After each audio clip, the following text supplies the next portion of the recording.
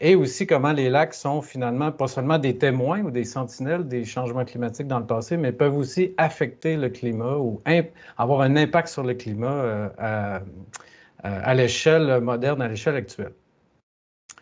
Quelques mots rapidement sur c'est qui le professeur Bouchard. Donc, juste avant d'arriver à Sherbrooke en septembre de cette année comme professeur, j'étais chercheur spécialiste du pergélisol en France, donc à une place qui s'appelle GEOPS, Géosciences Paris-Saclay, au sud de Paris. Et avant ça, j'avais fait des stages postdoctoraux sur les lacs arctiques et subarctiques dans le nord du Canada. Et en fait, à la base, je suis géologue. Donc, je me définis comme un géologue défroqué vers les milieux naturels, les milieux froids. Et dans le fond, le fil conducteur de tous ces projets-là, de toutes ces études-là, je dirais, c'est l'échantillonnage de terrain. Donc, des échantillons physiques, chimiques récoltés sur le terrain et l'analyse en laboratoire de ces échantillons-là. Donc, c'est peut-être pas exactement ce à quoi on pourrait penser quand on pense à la géomatique directement, mais vous allez voir, c'est ce que je vais essayer de démontrer, que ce genre d'études-là peut être très complémentaire au travail que va faire un géomaticien, une géomaticienne. Donc, je vais faire une petite présentation ou un survol, un panorama en 3 parties. Donc, premièrement, c'est quoi le pergélisol? Le pergélisol 101, pourquoi c'est important de l'étudier?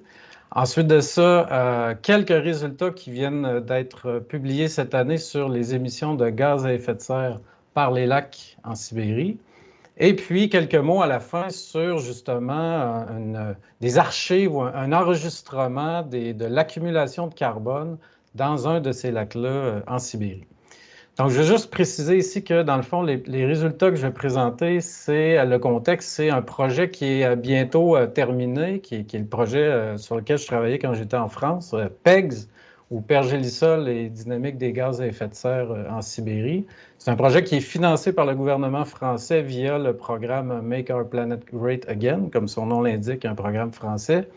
Et donc, ça se fait en collaboration avec des chercheurs en France, en Allemagne, au Canada et en Russie. Donc, vraiment une coopération à l'international. Donc, si je commence par vous demander qu'est-ce que vous voyez sur la photo qui est ici, il y a des bonnes chances, j'imagine, que vous me parliez de, je ne sais pas moi, la forêt boréale qu'on voit à perte de vue. Les lacs qui sont assez présents sur le terrain. Vous avez peut-être mentionné la rivière qui traverse la photo presque de bord en bord. Peut-être aussi le relief remarquablement plat ou l'absence de topographie, à toute fin pratique, en fait, un relief très plat. Mais s'il y a quelque chose que vous ne pouvez pas voir là-dessus et qui est pourtant présent depuis des milliers d'années et sur des millions de kilomètres carrés, c'est, roulement de tambour, le pergélisol. Donc, on définit, la définition du pergélisol est très simple, thermique. C'est n'importe quel sol, n'importe quelle roche avec une température qui est égale ou inférieure à 0 degré Celsius pendant au moins 2 années consécutives. Donc, on voit un exemple ici en Yakoussie, en Sibérie orientale. Et donc, c'est un sol qui s'est formé, dans le cas de la Sibérie orientale, il y a environ 20, 30, même 40 000 ans avant aujourd'hui, donc dans des conditions climatiques beaucoup plus froides qu'aujourd'hui. Et c'est un sol donc qui peut être relativement sensible au changement climatique lorsqu'il y a un réchauffement, parce que c'est un sol qui va contenir beaucoup de glace, comme on le voit ici. Là, on voit, je ne sais pas si vous allez voir ma souris ici. Donc, on voit à certains endroits de la glace massive qui a été formée il y a, comme je disais, 20-30 000 ans. Et on a un sol gelé, le pergélisol, donc qui est constitué de matériaux meubles, du sable, de l'argile, gravier, qui est parfois aussi riche en matière organique. Donc ça, c'est le pergélisol en Sibérie. Et au-dessus, la couche qui est vraiment la couche supérieure, qu'on appelle la couche active, et ça, c'est vrai pour partout dans le monde lorsqu'il y a pergélisol, c'est la couche qui dégèle à chaque été et qui regèle à l'hiver. Donc c'est pour ça qu'on l'appelle la couche active. Donc elle dégèle puis regèle successivement d'une année à l'autre. Et donc il n'y a pas nécessairement les mêmes processus qui vont avoir lieu dans la couche active par rapport donc au reste du pergélisol. Donc, voici où on retrouve le pergélisol dans l'hémisphère nord. Vous voyez la carte ici. Donc, franchement, c'est la portion inconnue ou invisible de la cryosphère, c'est-à-dire qu'on parle souvent, avec raison, des glaciers alpins, par exemple, de la banquise, des calottes glaciaires polaires au Groenland, en Antarctique. Mais le pergélisol, puisqu'il est caché sous nos pieds, on en parle beaucoup moins. C'est pourtant une composante majeure de la cryosphère globale, planétaire, avec plus de 20 millions de kilomètres carrés dans l'hémisphère nord. Donc, plus on est vers le nord, plus c'est du pergélisol qu'on dit continu. C'est les zones vraiment en mauve foncé qu'on voit ici. Et en fait, il y a plus de la moitié du pergélisol qui est localisé en Russie, donc toute la portion est de la Russie, la Sibérie. Et donc, le projet dont je vais vous parler aujourd'hui, le projet PEGS, est un projet qui est axé sur une des régions de la Sibérie orientale, près de la ville de Yakoutsk. Donc, pourquoi on étudie ça? Pourquoi s'intéresser à des quelques arpents de terre gelée à l'autre bout du monde? Bien, premièrement, parce que c'est important à l'échelle locale. Il faut savoir qu'il y a près de 4 millions de personnes qui vivent dans des villages nordiques, dans des villages répartis autour de l'Arctique.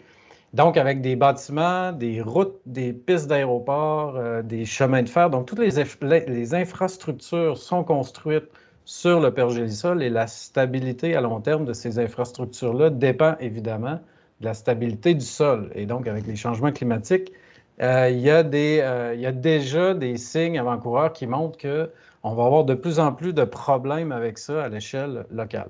Donc, ça pose d'énormes défis d'aménagement pour les communautés arctiques. Et puis ensuite, c'est important à l'échelle globale, puisqu'on estime que collectivement, les sols en zone de pergélisol contiennent environ 2 fois la quantité de carbone organique qui est contenue actuellement dans l'atmosphère. Donc, pour l'instant, ce carbone-là est plus ou moins séquestré, immobilisé dans le sol gelé, mais lorsque le pergélisol dégèle, ça peut occasionner le relargage ou le relâchement d'une partie de ce carbone-là qui va être transformé en gaz à effet de serre par les micro-organismes et donc qui va avoir un impact sur le climat. Donc, on va régler tout de suite, vous et moi, aujourd'hui même, on va régler une erreur, on va corriger une erreur que je vois extrêmement fréquemment dans les médias et même les médias les plus sérieux. Répétez après moi, le pergélisol ne fond pas. OK? La glace fond. Le pergélisol dégèle. Le pergélisol, c'est pas juste de la glace. C'est de la glace, oui, mais pas que. Ça contient du sol, comme je l'ai dit, des bactéries, de l'air, même de l'eau non gelée. Donc, ça dégèle. Et pour faire une analogie assez simple avec le Thanksgiving qui s'en vient aux États-Unis, c'est un peu comme le poulet, la volaille congelée que vous sortez du congélateur. Elle ne va pas fondre sous vos yeux, elle va dégeler. OK? Donc, c'est la petite différence à faire entre la glace dans le sol, qui a le fond, et le pergélisol en général, qui lui va dégeler. C'est la même chose en anglais, la différence entre thawing et melting. Donc, une fois cette distinction-là faite, le contexte donc de l'évolution du pergélisol présentement, c'est ce qu'on appelle l'amplification arctique. Donc, le réchauffement planétaire, le réchauffement climatique, qui est 2 à 3 fois plus important qu'ailleurs sur la planète. Vous avez ici une carte qui montre la tendance des dernières décennies, donc depuis le milieu du 20e siècle. Donc, des températures qui ont augmenté dans l'air de plus de 4 degrés Celsius. Et donc, cette tendance-là est appelée à se poursuivre au prochain siècle. Vous avez les projections ici modélisées pour la fin du 21e siècle par rapport à la fin du 20e. Et on estime que l'augmentation des températures dans l'Arctique, donc dans les hautes latitudes surtout, va être de l'ordre de 3 degrés au moins d'ici la fin du présent siècle. Et donc, on voit ici, là, dans la portion tout à fait à droite de la figure, que c'est surtout les hautes latitudes de l'hémisphère nord qui vont être les plus touchés par ce réchauffement-là. Qui dit réchauffement dans l'air dit réchauffement dans le sol. Et donc, la carte qui est ici montre une projection de l'épaississement de la couche active. Si vous vous souvenez, c'est cette couche dont j'ai parlé tout à l'heure qui dégèle à chaque été. Donc, qui témoigne des conditions estivales surtout. Donc, plus il fait chaud, évidemment, plus la couche active va être épaisse. Et donc, on prévoit que d'ici la fin du 21e siècle, c'est ce que les modèles suggèrent, il y aurait un épaississement de la couche active, surtout, on le voit là, dans le nord du Canada, en Alaska et en Sibérie. Donc ça, c'est ce que les modèles prévoient, et les modèles intègrent un dégel du pergélisol qui est graduel et uniformément réparti dans l'espace. Donc, on modélise une augmentation des températures dans le sol qui va se faire de façon modulée ou graduelle un peu partout sur le territoire. Or, ce qu'on observe sur le terrain, oui, il y a du dégel graduel, mais il y a aussi, surtout, des phénomènes de dégel que j'appelle abrupts et très localisés sur le territoire. Par exemple, ces cratères dont vous avez peut-être entendu parler dans la péninsule de Yamal, dans le nord-ouest de la Russie, ou bien des glissements de terrain des glissements de terrain associés au dégel du pergélisol qui vont mobiliser évidemment des quantités astronomiques de sédiments, d'eau, de matière organique, etc. Donc, les modèles prévoient quelque chose, les observations de terrain nous suggèrent autre chose, ou enfin des mécanismes supplémentaires qui ne sont pas pour l'instant inclus dans les modèles d'évolution du climat ou les Earth System Models. Et parallèlement à ça, il faut savoir aussi que les hautes latitudes, en fait, c'est le territoire des lacs, des mares, des tourbières, c'est le territoire des écosystèmes aquatiques. La figure qui est ici montre la superficie totale occupée par les lacs en échelle horizontale en fonction de la latitude. Donc, vous avez les latitudes sud vers le bas et les latitudes nord vers le haut de la figure. Et on voit à toute fin pratique que la presque totalité, ou si on veut, l'immense majorité des lacs se situent dans les hautes latitudes de l'hémisphère nord et surtout donc dans des régions occupées, affectées par le pergélisol. Vous avez des exemples ici d'Alaska et de Old Crow Flats, je crois, au Yukon. Donc, territoires d'eau, d'écosystèmes aquatiques qui sont extrêmement abondants, diversifiés dans les hautes latitudes, donc dans l'Arctique circumpolaire. Et donc, ces écosystèmes aquatiques-là vont jouer un rôle très important dans la dynamique ce qu'on appelle les cycles biogéochimiques, c'est-à-dire les cycles comme le carbone. Et la carte que vous avez ici montre les stocks de carbone organique situés dans le sol. Donc, on a les 3 premiers mètres à partir de la surface. Et plus vous avez des teintes en rouge comme ça, c'est la quantité de carbone qui est stockée dans les sols en Arctique, plus vous avez un sol qui est riche en matière organique. Je tiens à préciser ici, les petits points noirs que vous avez sur la carte représentent des vraies données de terrain, c'est-à-dire des forages avec des vrais échantillons. Et on voit, en fait, si on prend par exemple toute la portion est de l'Arctique canadien ou une bonne partie de l'est de la Sibérie, on voit qu'il manque énormément de données de terrain. Et donc, si vous avez un pergélisol qui dégèle un endroit où les sols sont déjà riches en matière organique, qu'est-ce qui se passe? La matière organique est disponible pour les micro-organismes qui vont transformer ça en gaz à effet de serre, c'est-à-dire le CO2, gaz carbonique, ou le CH4, le méthane. Et vous avez un exemple ici, donc, de méthane, surtout. Donc, une poche, littéralement une poche de méthane piégée dans un couvert de glace en Alaska, près de Fairbanks. Donc, c'est un gaz qui est inflammable. Et donc, c'est le méthane qui a été produit au cours de la dernière demi-année, si on veut, depuis l'automne précédent, qui a été piégé dans le couvert de glace et qui va évidemment s'échapper vers l'atmosphère au printemps suivant. Et donc là, je vous propose de voir un peu ce que ça donne vraiment directement sous le couvert de glace. Donc, vous avez une caméra ici qui filme à l'horizontale à travers le couvert de glace dans un lac en Alaska. Puis toutes ces bulles qu'on voit piégées dans la glace, c'est des petites bulles de méthane qui ont été formées donc depuis l'automne, à mesure que le couvert de glace s'épaississait. Et puis on voit vers la fin de l'hiver, donc là on est rendu en février-mars, on voit ces plus grosses bulles de méthane-là qui sont littéralement prises sous le couvert de glace. Et on voit la teinte brun-jaune qui est donnée par la matière organique qui est dissoute dans la colonne d'eau. Donc évidemment, ce méthane-là va être relargué au printemps suivant. Et vous voyez ici, en fait, c'est le même trou dans la glace, mais maintenant, la caméra filme vers le haut et non à l'horizontale. Puis on voit vraiment la différence entre la colonne d'eau en brun et sous le couvert de glace avec les petites bulles. Donc, la lumière se transmet beaucoup mieux, de façon beaucoup plus facile lorsqu'il n'y a pas d'impureté dans la glace, si on veut. Donc, on voit vraiment le contraste, le contraste optique de la matière organique qui est dissoute dans la colonne d'eau et qui donne cette matière première aux microbes, aux micro-organismes pour produire le méthane et le CO2. Donc, voici pour les écosystèmes naturels. Et ce qu'il faut savoir aussi, c'est qu'en Arctique, il y a des gens qui vivent là, comme je disais tout à l'heure, près de 4 millions de personnes qui vivent dans des villages, des villes petites ou grandes. Et bon, il en manque plusieurs sur la carte qu'on voit ici, mais j'ai encerclé la ville de Yakoutsk dont je vais parler tout à l'heure. Et donc, il y a des gens qui vivent là et il y a des communautés autochtones, indigenous peoples, qui vivent là, qui occupent le territoire depuis des siècles, voire des millénaires dans certains cas. Et bon, par exemple, au Canada, on connaît un peu mieux la réalité des Inuits dans tout l'Arctique canadien, au Nunavut en particulier. Et dans le cas de la Sibérie, il y a plusieurs peuples autochtones et je vais parler tout à l'heure des Yakoutes, ou comme elles-mêmes s'appellent les Sakhas, qui vivent donc depuis le 13e siècle environ dans la Sibérie, en Sibérie orientale.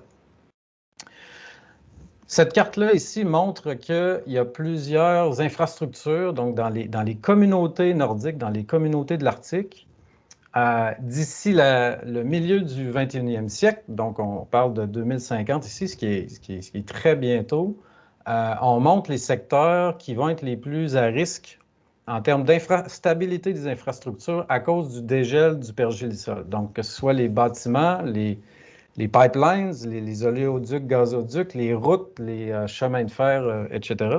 Et donc, par exemple, le chemin de fer le plus au nord du monde, le Obskaya-Bovanenkovo, qui est dans la péninsule de Yamal, qui relie justement des champs gaziers, pétroliers avec les villes plus au sud.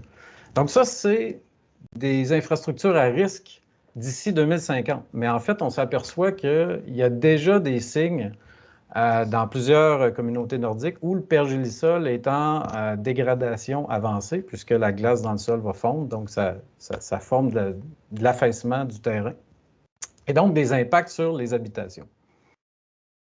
Je vous montre ici, encore une fois, un exemple concret. Donc, vous avez de la glace millénaire, plurimillénaire, comme on voit ici, avec cet aspect lustré, qui est de la glace qui est formée dans du sol très ancien. Donc, on voit ici du sable fin.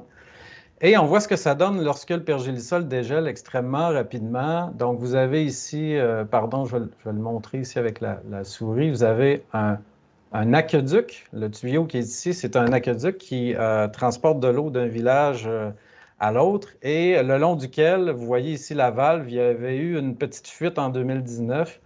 Et donc, l'eau, lorsqu'elle s'écoule à la surface du sol et même dans le sol, contient, dans le fond, elle transporte de l'énergie. Et plus il y a d'eau qui coule dans le sol, plus ça transporte d'énergie, plus ça fait fondre la glace. Et plus ça fait fondre la glace, plus ça génère de l'eau. Et vous voyez cette boucle de rétroaction positive qui peut s'enclencher en quelques jours, quelques semaines, donc extrêmement rapidement. Et donc là, je vais vous présenter quelques résultats qui ont été publiés cette année sur la dynamique des flux de gaz à effet de serre, donc CO2, méthane, par les lacs en Sibérie.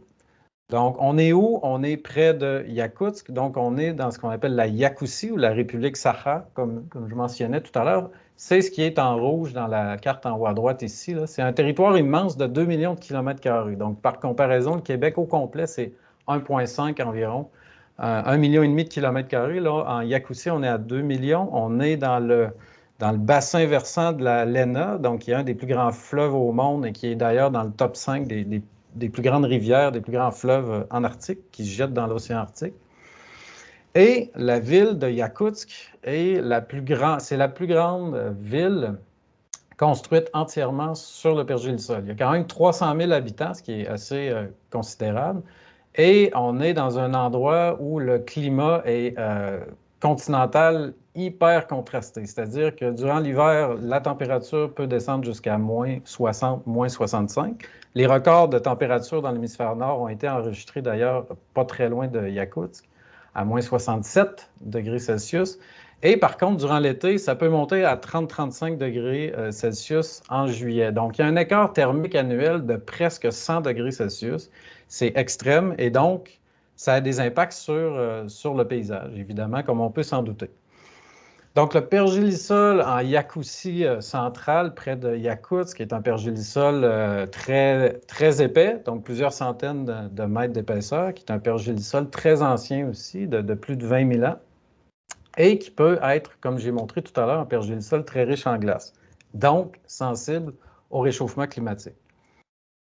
Et ce qui est particulier en Yakoutie centrale, c'est que au début de la période qu'on appelle l'Holocène, donc la dernière période là, qui couvre les derniers 10 000 ans environ, au début de l'Holocène, donc vers 7-8 000 ans avant aujourd'hui, il y a eu un réchauffement marqué des températures qui a causé un dégel du pergélisol de 30 à 40 du territoire aurait été affecté à ce moment-là. Et ça fait en sorte qu'on a aujourd'hui dans le territoire plusieurs cuvettes. C'est comme des dépressions topographiques comme on voit dans la photo en haut ici, en haut à gauche. Les Yakoutes appellent ces dépressions-là des halas et ça a une importance culturelle, historique dans la culture yakoute. Donc souvent, on voit des petits lacs résiduels peu profonds au fond de ces cuvettes-là. Donc il y a des lacs ou des cuvettes topographiques très anciennes, signe du dégel du pergélisol d'il y a 7-8 000 ans. Et parallèlement à ça, ou par-dessus ça, il y a du dégel du pergélisol moderne. Donc, le dégel du pergélisol riche en glace, on appelle ça du thermokarst. C'est le terme que vous voyez ici. Je vais y revenir tout à l'heure. Donc, il y a des lacs qui sont très, très récents, qui se développent actuellement avec le réchauffement climatique moderne et qui côtoient des lacs qui sont très anciens. Donc, c'est assez particulier à cet endroit-là du monde. Donc, voici à quoi ça ressemble sur le terrain. Je vais juste prendre une gorgée. Et ce qu'il faut savoir, c'est qu'avec les contrastes énormes de température dont je parlais tout à l'heure, moins 65 l'hiver et plus 35 l'été, la surface, la végétation de surface devient extrêmement importante. C'est-à-dire que c'est la végétation de surface qui va agir comme protection, une couche de protection thermique pour les vagues de chaleur estivale. C'est-à-dire que si vous enlevez la végétation à cet endroit-là, en juillet, avec un 30-35 degrés, bien, la chaleur estivale va se propager dans le sol, évidemment, et va contribuer à faire dégeler le pergélisol, à faire fondre cette glace. Et donc, s'il y a fonte de glace, il y a affaissement de la surface du sol et création de topographie, de dépressions topographiques qui se remplissent d'eau, donc qui forment des lacs. Donc, en gros, la façon dont les lacs se forment, c'est vraiment surtout en priorité aux endroits où la végétation a été enlevée, comme par ici dans ce champ. C'est un champ de patates qui avait été cultivé avec plus ou moins de succès à partir des années 50-60, qui a été abandonné depuis. Mais on voit qu'en fait, c'est là que se forment les nouveaux lacs maintenant, les lacs de thermokarst.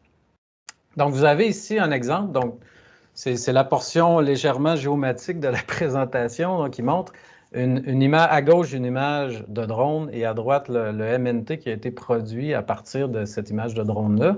Et le lac qu'on voit dans le coin supérieur gauche, donc dans le coin nord-ouest, c'est le petit lac qu'on vient de voir dans le champ de patates. Et on voit en fait que ça permet presque de prévoir l'endroit, les endroits où ce lac-là est en train de se développer et où il va s'étendre dans les prochaines années, les prochaines décennies, c'est-à-dire dans cette portion-là ici, là où le sol est en train de s'affaisser. Et dans le fond, ça permet de voir très bien ce qu'on appelle les polygones à coin de glace, c'est-à-dire ces espèces de petits polygones-là en forme de ruche d'abeilles, si on veut, pour l'échelle, vous avez un véhicule qui est ici, une minivan, là, donc c'est des polygones de 5 à 10 mètres de côté environ. Et ces polygones-là sont en train de se dégrader avec le réchauffement actuel. Donc, qu'est-ce qu'on a fait en 2018-19? On a eu la chance, vraiment le bon timing d'aller à plusieurs moments durant l'année sur le terrain en Sibérie, donc à une époque pré-COVID. Et on a pu échantillonner durant les 4 saisons ces lacs-là en Sibérie. Donc, automne, hiver, printemps, été de l'année 2018-2019. Donc, qu'est-ce qu'on a fait? On a mesuré une série de paramètres limnologiques, comme la température, la conductivité, l'oxygène dissous, puis le pH dans la colonne d'eau.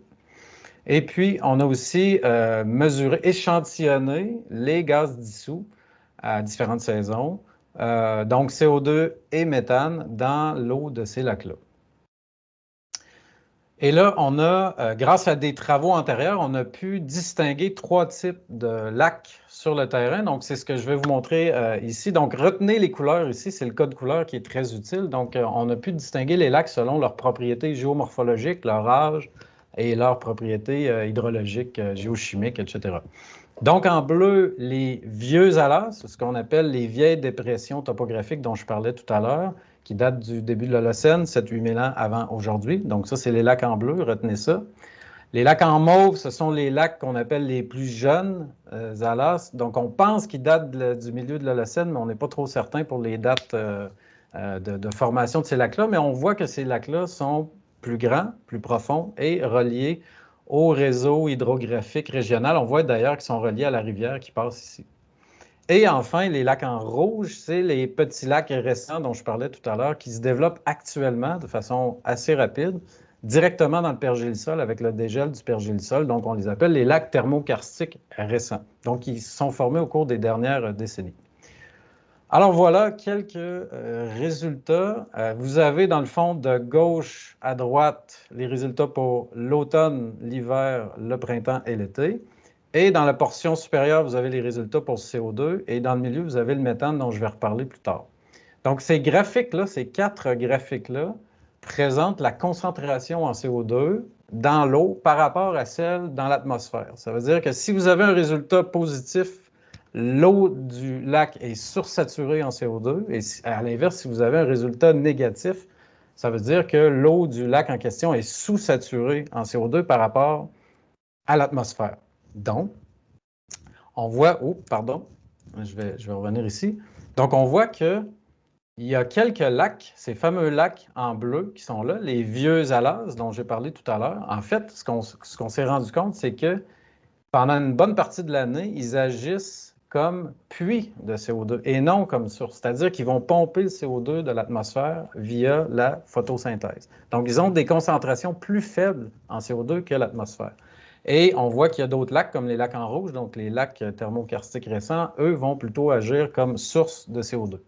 Puis, on voit résultat un peu différent pour le méthane, c'est-à-dire que là, tous les types de lacs, les 3 types de lacs vont agir plutôt comme source de méthane, et ce, à toutes les saisons. Donc, incluant les lacs en bleu, les lacs, les vieux alas dont je parlais tout à l'heure. Donc, en résumé, on voit qu'il y a vraiment une variabilité dans les émissions de CO2 puis de méthane, soit entre les types de lacs pour une saison en particulier, ou soit carrément entre les saisons pour un type de lac en particulier. Donc, ce n'est pas aussi simple qu'on pourrait le penser. Le dégel du pergélisol, il va y avoir des gaz émis. Ce n'est pas si simple que ça. Ça dépend des conditions locales du terrain. Aussi, ce qu'on a vraiment remarqué de façon très évidente, c'est que les conditions durant l'hiver et durant l'été sont très importantes, c'est-à-dire qu'on va avoir des eaux stratifiées dans ces lacs-là, c'est-à-dire qu'il va y avoir des eaux de surface riches en oxygène et à l'opposé des eaux de fond qui sont anoxiques ou dépourvues en oxygène. Et ça, c'est des conditions très favorable à la formation de méthane, à la production de méthane, ce qu'on appelle la méthanogénèse. Donc, l'été et l'hiver sont vraiment des conditions où c'est là que le méthane va se former. Et ensuite de ça, bien, on le voit bien, là, on a une hétérogénéité spatiale dans les émissions, dans les types de lacs. Ce qui fait en sorte qu'on a tout un défi, je pense, pour les années à venir, pour ce qui est d'extrapoler ou de tenter d'extrapoler ou de modéliser les émissions pour tout l'Arctique, par exemple. On voit qu'on n'est pas encore tout à fait là, mais bon, je dirais, c'est le programme des prochaines années à venir. Donc, essayer d'extrapoler pour certaines saisons pour lesquelles on a moins de données, par exemple l'hiver, et essayer aussi de mieux comprendre les types de lacs, donc la géomorphologie locale, donc dans ces sites-là. Et puis donc, je parlais de la situation actuelle pour plusieurs lacs en Yakoutie, et là, ce que je vais vous présenter dans les prochaines quelques diapos, c'est l'enregistrement dans le passé de l'accumulation de carbone organique dans un de ces lacs-là. Donc, c'est le lac qu'on voit ici, Malaya Chabida. On est à quelques kilomètres, une dizaine de kilomètres, je crois, de la ville de Yakoutsk. Et ça fait partie, donc, j'ai eu la chance, comme chercheur français qui collabore à l'international, de coopérer avec des chercheurs allemands qui eux-mêmes, depuis plusieurs années, collaborent avec des chercheurs russes sur un projet donc, qui vise à étudier les lacs en Sibérie, à la fois l'évolution dans le temps des lacs au cours des derniers millénaires et aussi l'impact des activités industrielles anthropiques sur la qualité de l'eau de ces lacs-là.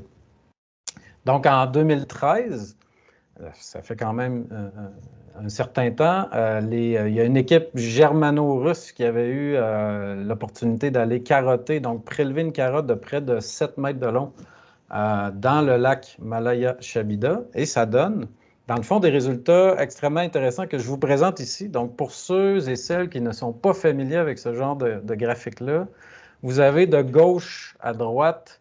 Donc, tout à fait à gauche, c'est la carotte, si on veut, reconstituer les différentes unités de la carotte, de 0 en surface à 6,7 mètres à la base. Donc, le graphique qui est à gauche, c'est ce qu'on appelle le modèle d'âge, qui a été construit à partir des dates de datation au radiocarbone, au carbone 14. Donc, on voit que cette courbe-là ici montre l'évolution des âges de la surface vers la base de la carotte. On arrive à près de 14 000 ans à la base de la carotte. Et ensuite, dans le milieu, on a le carbone organique total en pourcentage. Le long de la carotte, on voit qu'il y a des taux qui passent de presque 0 à plus de 30 en carbone organique, ce qui est très, très élevé. Et complètement à droite, on a les taux d'accumulation, donc les taux d'accumulation de ce carbone organique-là au fil du temps. OK? Donc, si je mets en parallèle les trois graphiques qu'on voit là, on peut finalement déterminer, on peut déterminer trois unités stratigraphiques qui témoignent de trois types d'environnements dans le passé. Donc, en gris, à la base, une unité qu'on pourrait dire plutôt pauvre en matière organique, en carbone organique ici, avec un taux d'accumulation plutôt faible, comme on voit dans la partie de droite. Donc, ça, c'est la fin du Pléistocène, donc de 14 000 ans à 12,3, environ 12 300, environ 12 300 ans avant aujourd'hui. Au-dessus de ça, l'unité 2, c'est une unité qui est extrêmement riche en carbone organique, comme on le voit ici, avec des taux d'accumulation qui sont très, très forts, donc de l'ordre de plusieurs centaines de grammes de carbone organique par mètre carré par année, et ça, c'est très élevé. Et ça, c'est la période donc, qui croise la fin du Pléistocène et le début de l'Holocène, donc de 12 300 à 8 700 années avant aujourd'hui. Et en surface, une unité riche aussi en matière organique, mais avec des taux d'accumulation plutôt faibles, donc probablement qui témoignent de conditions climatiques plus stables. Donc, si on se résume, on a un enregistrement très précieux, presque en continu, des derniers 14 000 ans, de l'accumulation de carbone organique et qui chevauche, si on veut, la fin du Pléistocène et le début et même la totalité de l'Holocène. Donc, c'est vraiment très précieux comme archive paléoclimatique. Et on a vu qu'il y a trois unités distinctes, trois unités stratigraphiques qui documentent des conditions paléo-environnementales très distinctes, on va dire. Donc, une phase plutôt froide, suivie d'un réchauffement important, suivie d'une phase apparemment plutôt stable. Et donc, on voit qu'il y a eu des taux d'accumulation de carbone organique dans ce lac-là extrêmement élevés, même quand on le compare à des valeurs dans les latitudes tempérées, que ce soit aujourd'hui ou dans le passé. Donc, on pense, avec ces données-là, que le lac Malaya Chabida a pu servir finalement comme un puits de carbone pendant plusieurs milliers d'années avant aujourd'hui. Donc, un portrait beaucoup plus nuancé que ce qu'on pourrait penser en termes de cycle du carbone dans les hautes latitudes. Donc, si j'essaie de me résumer en quelques messages importants que vous devez retenir après cette présentation. Premièrement, j'essaie de démontrer que le pergélisol, c'est un peu la fraction inconnue ou invisible de la cryosphère qui a pourtant un impact sur le climat planétaire. Donc, c'est important qu'on étudie le pergélisol et qu'on s'y intéresse. Deuxièmement, avec le changement climatique actuel, le pergélisol dégèle et ça a donc des impacts écologiques, environnementaux, topographiques, anthropiques, humains, sociaux qui sont vraiment considérables. Et puis finalement, ben, les lacs de Sibérie, d'après ce que j'ai pu montrer, je pense, peuvent à la fois agir, oui, comme source de carbone vers l'atmosphère, mais aussi comme puits de carbone. Donc, le portrait est beaucoup plus nuancé que ce qu'on pourrait entendre ou lire dans les médias quand on parle de, par exemple, bombe climatique à retardement avec le dégel du pergélisol. Oui, il y a des régions où ça dégèle. Oui, il y a des régions où on émet beaucoup de gaz à effet de serre, mais comme on l'a vu, c'est beaucoup plus nuancé que ce qu'on lit en général. Je ne peux pas terminer une présentation sur le pergélisol sans parler de ce petit projet qui me tient à cœur. C'est plus rendu un petit projet d'ailleurs. C'est un projet de vulgarisation sous forme de bande dessinée, multilingue avec plusieurs versions. D'ailleurs, je suis rendu avec j'ai ici une version en russe. S'il y en a qui veulent en savoir plus là-dessus, allez voir le site frozengroundcartoon.com ou contactez-moi. C'est un projet pour lequel maintenant il y a des produits dérivés qu'on n'avait même pas prévus au début du projet. Réalité augmentée, jeux de société, traduction en plusieurs langues. Et bientôt, d'ici l'an prochain ou dans 2 ans, on travaille aussi avec des artistes aux États-Unis sur un projet de réalité virtuelle sur le pergélisol. Donc, finalement, un projet vraiment emballant, intéressant sur la science du pergélisol. Alors voilà, je vais profiter, je vais terminer en vous remerciant, vous tous, vous toutes. Et surtout, je souligne franchement l'aide qu'on a eue, la collaboration qui s'est établie entre les chercheurs français, allemands et surtout les chercheurs russes et Yakout. On les voit ici là, sur le terrain du Melnikov Permafrost Institute à Yakoutsk. Donc, c'est des membres de l'Académie russe des sciences. Ce sont des scientifiques. Donc, ce n'est pas seulement une aide, je dirais, logistique. C'est des gens avec qui on publie nos articles, avec qui on design les projets de sciences et c'est des gens avec qui on fait du terrain dans des conditions favorables ou pas, comme on le voit ici. Et donc, j'en profite aussi pour mentionner que les résultats que j'ai présentés, c'est le travail de thèse de l'étudiante que je supervise là, en France, Lara Hughes Allen, qui a fait un travail assez considérable sur le terrain dans les dernières années. Alors voilà, c'est tout.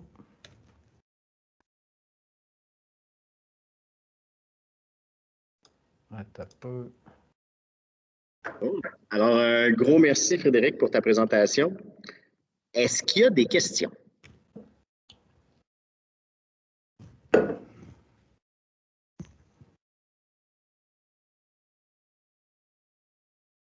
S'il y en a qui se demandent, le drapeau ici, là, juste à ma droite, c'est le drapeau de la Yakoutie. D'ailleurs, j'ai mis un petit effort pour montrer c'était quoi. Je vais cesser le partage d'écran. Ouais, c'est peut-être ça le problème. Voilà. OK. Je pense qu'il y avait une main levée. Oui. Alain? Oui, merci pour ta présentation. Tu vas vite deviner c'est quoi ma question. Parce que j'ai regardé l'effet de la neige sur ce dégel du pergélisol.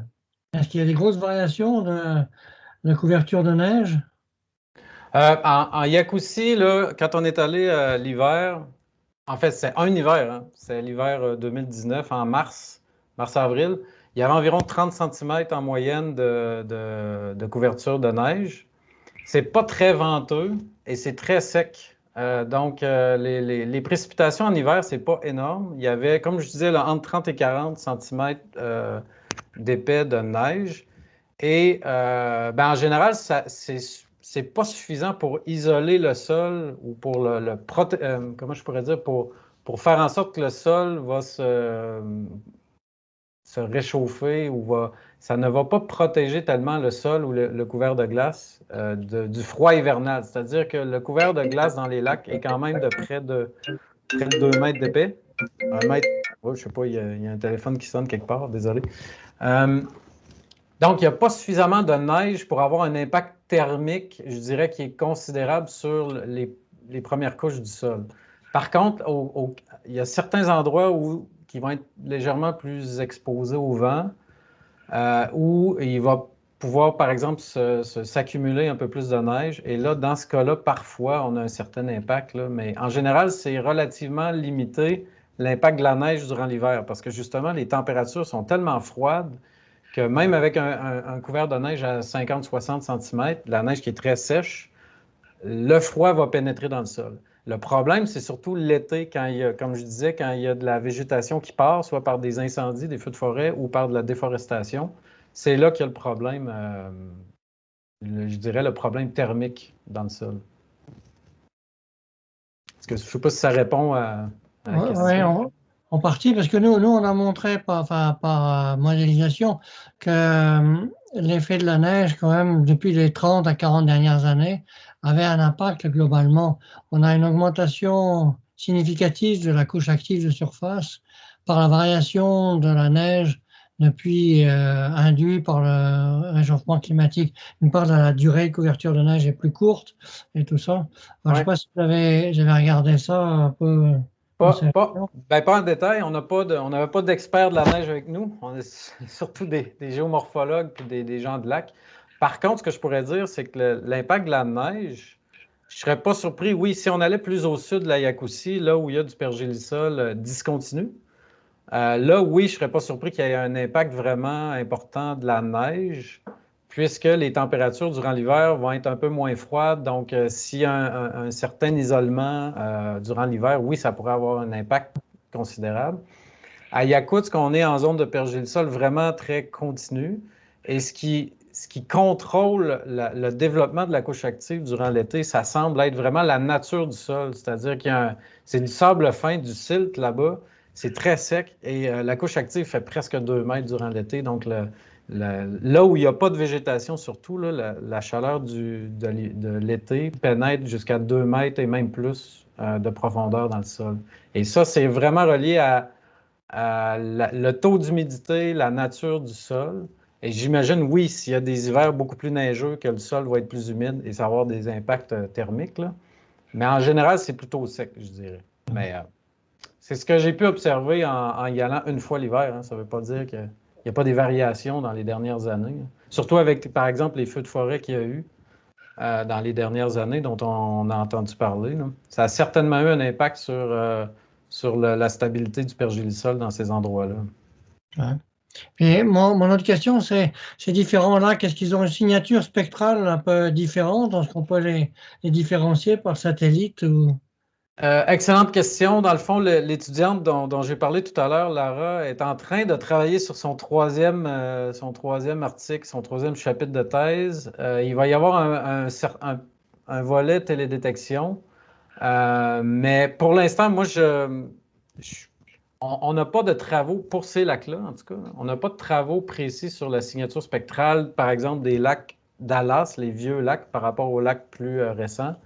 Moi, je pense que la turbidité de l'eau, qui est très différente d'un type de lac à l'autre, va influencer. En fait, la turbidité de l'eau, donc la quantité de matière minérale qu'il y a là-dedans, et aussi la quantité de matière organique va influencer évidemment la signature spectrale. Mais pour l'instant, j'avoue qu'on n'a pas de données quantifiées là-dessus.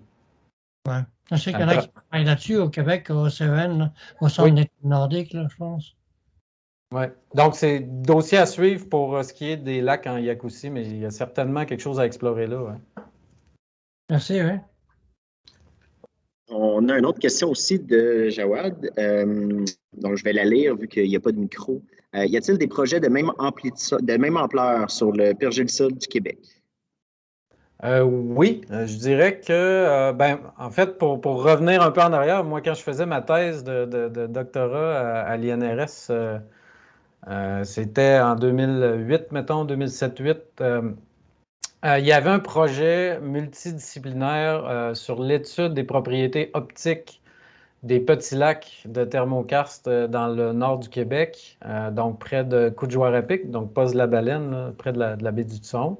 Il y a des papiers qui ont été publiés de ça. Et c'était, dans le fond, il y avait de la microbiologie, il y avait un peu de télédétection, il y avait de la géochimie, Il y avait de la géomorphologie, de la paléolimnologie, comme moi, ce que je faisais, l'histoire des lacs avec les carottes de sédiments. Et ben voilà, puis c'est des travaux donc il y a des travaux qui ont toujours cours aujourd'hui même. Oui, il y a des travaux sur les émissions de CO2 méthane par les lacs dans le nord du Québec, oui. Si jamais, dans le fond, juste me contacter, si jamais vous voulez des références précises, là, j'ai plusieurs papiers là-dessus. J'espère que ça répond à la question.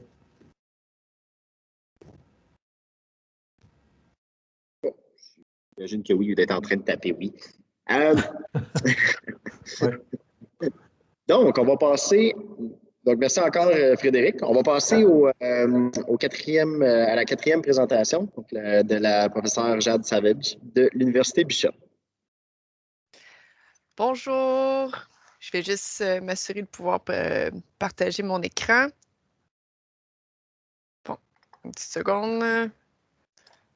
Est-ce que tu m'entends, Bruno?